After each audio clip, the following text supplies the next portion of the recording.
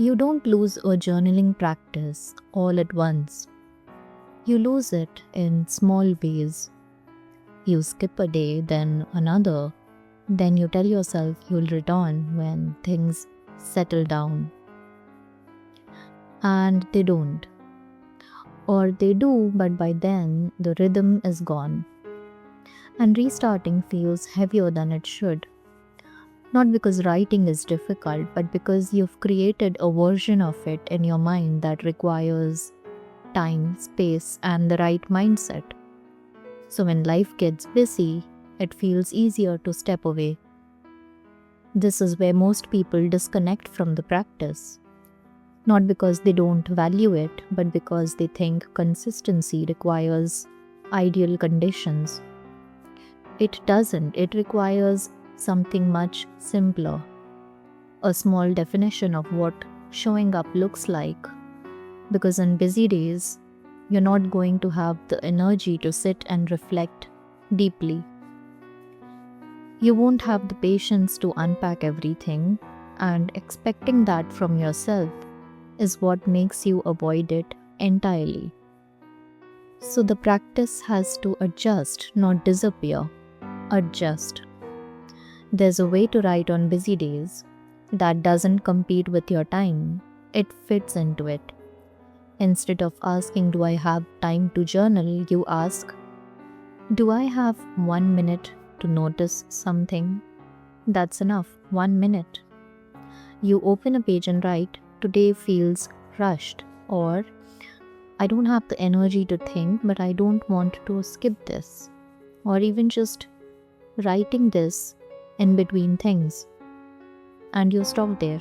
That counts, because the point is not depth on busy days, it's continuity. There's a difference.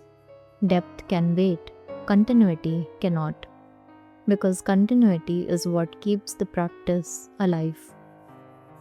There's something quietly powerful about showing up even when you don't have much to give.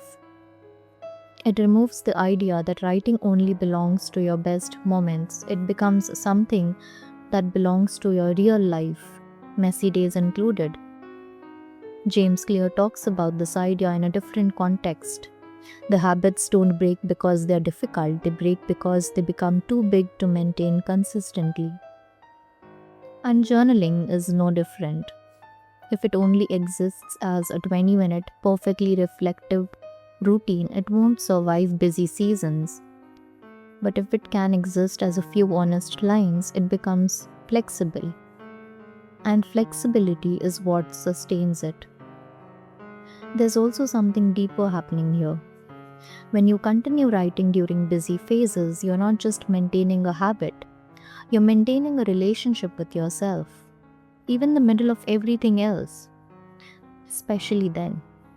Because those are the moments when it's easiest to lose touch with what you're feeling. You move from task to task, from responsibility to responsibility, and you stop checking in. A small entry interrupts that, not in a disruptive way, just enough to remind you, I'm still here inside all of this. And that reminder matters more than a perfectly written page.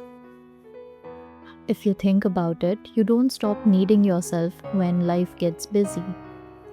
You just stop having time to notice yourself. Writing, even briefly, brings that back.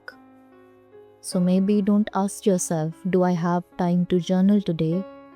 Ask instead, what is the smallest version of this practice that I can still return to today? Tell me, when life gets busy for you, what usually gets dropped first? And what would it look like to keep just a small part of it instead of letting it go completely?